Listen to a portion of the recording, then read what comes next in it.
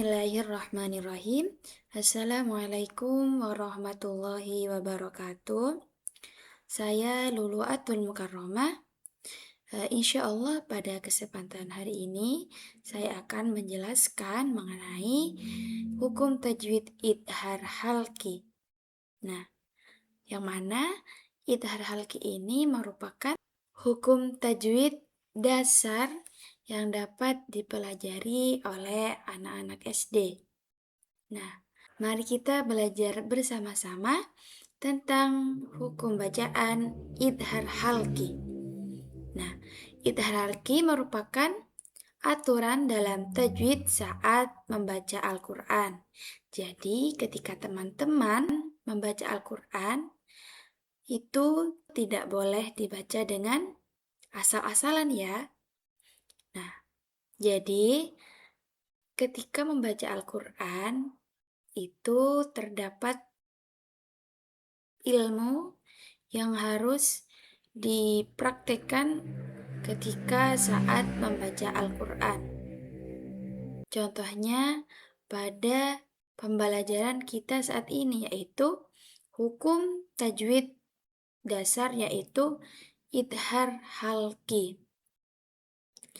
Nah, yang mana idhar halki ini terjadi ketika apabila nun sukun atau tanwin bertemu dengan huruf idhar yang 6. Apa saja? Ada hamzah, ada ha, ain, ghain, ha, dan juga kha. Nah, perlu diingat teman-teman ketika ada nun sukun atau tanwin bertemu dengan huruf 6 tadi, ha, ain, ghain, kha, ha, dan hamzah, cara membacanya tidak boleh dengung. Jadi ketika kita membaca hukum bacaan idhar halki, kita harus membaca dengan jelas dan terang. Nah, yang mana pada nama halki itu berasal dari fakta bahwa keenam huruf ini diucapkan dari tenggorokan. Otomatis ketika huruf-huruf yang keluar dari tenggorokan itu harus dibaca dengan jelas tanpa adanya dengung. Nah, untuk contohnya coba kita lihat pada kalimat min abaihim, di mana dalam contoh tersebut ada nun sukun bertemu dengan huruf hamzah. Nah, ketika kita membacanya harus dengan jelas seperti contoh min abaihim, bukan min abaihim. Ketika kita melafalkan min abaihim itu terkesan ada dengung. Nah, karena di sini nun sukun bertemu dengan alif yang dihukumi idhar halki, maka kita harus membaca dengan jelas, yaitu seperti contoh min abaihim.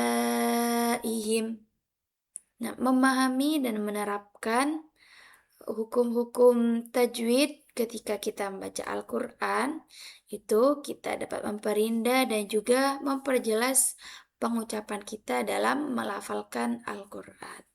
Coba kita melihat contoh dari penggalan ayat yang berisi tentang hukum bacaan tajwid idhar halki.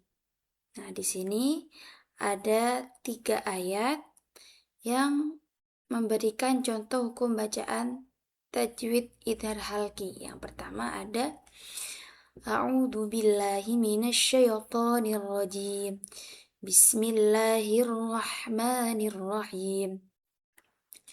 Innal ladzina kafaru sawa'un 'alaihim. Nah, perhatikan tulisan yang berwarna oranye di sini. Nah, di sini ada hamzah yang berharokat tanwin.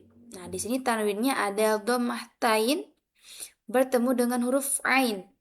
Yang mana ain ini termasuk hurufnya idhar halki. Apa saja tadi? Ada ain, ada ha, ada ghain, ada kha, ada ha, dan juga ada hamzah. Nah, ketika melafalkan ayat ini, maka kita harus membacanya dengan terang dan jelas. Coba saya praktekkan. Innalladzina kafaru sawa'un alaihim. Jadi di kalimat sawa'un alaihim kita harus membaca dengan jelas. Sawa'un alaihim, bukan dengung. Bukan sawa'un alaihim. Nah, itu salah ya teman-teman. Jadi kita harus membacanya dengan jelas. Baik, saya contohkan kembali. Innalladzina kafaru sawa'un alaihim. Oke, kita lanjut ke contoh berikutnya. Itu ada di sini ada ayat summum bukmun umyun fahum la yarji'un.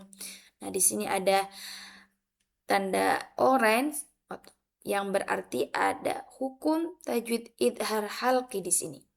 Nah, di mana ada mim yang berharokat dhammah tain bertemu dengan ain. Jadi ada tanwin bertemu dengan ain, yang mana otomatis kita harus membacanya dengan terang dan jelas. Karena ayat tersebut merupakan hukum dari idhar halki.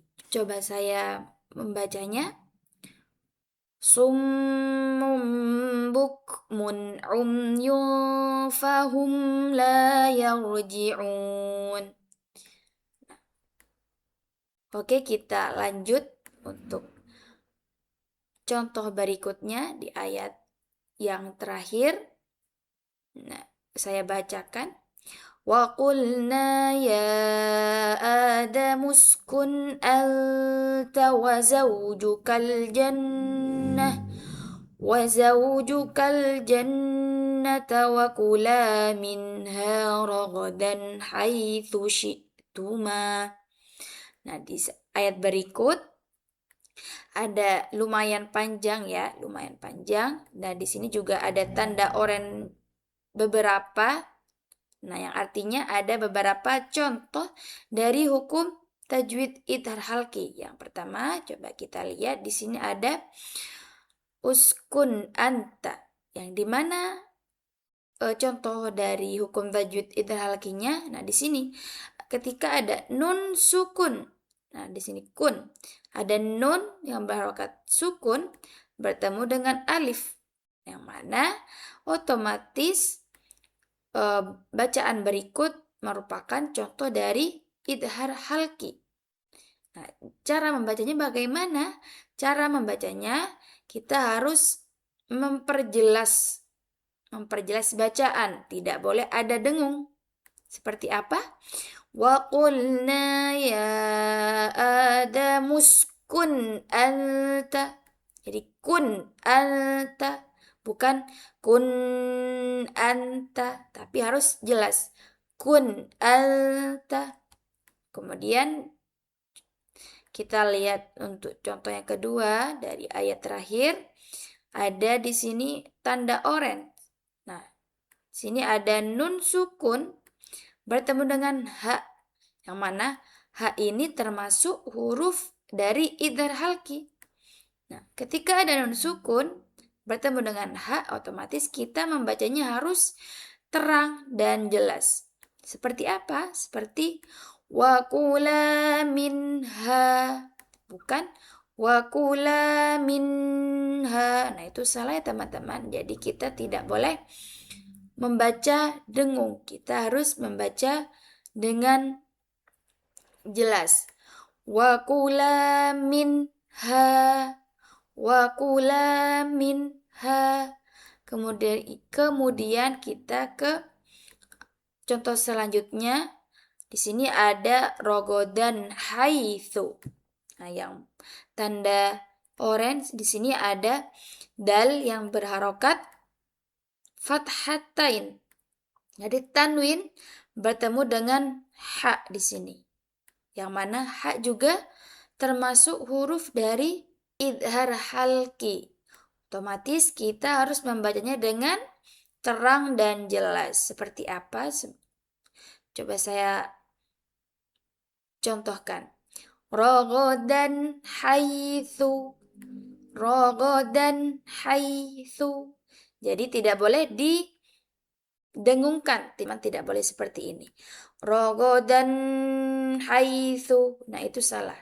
Yang benarnya rogodan haitsu. Coba kita baca dari awal ayat ya.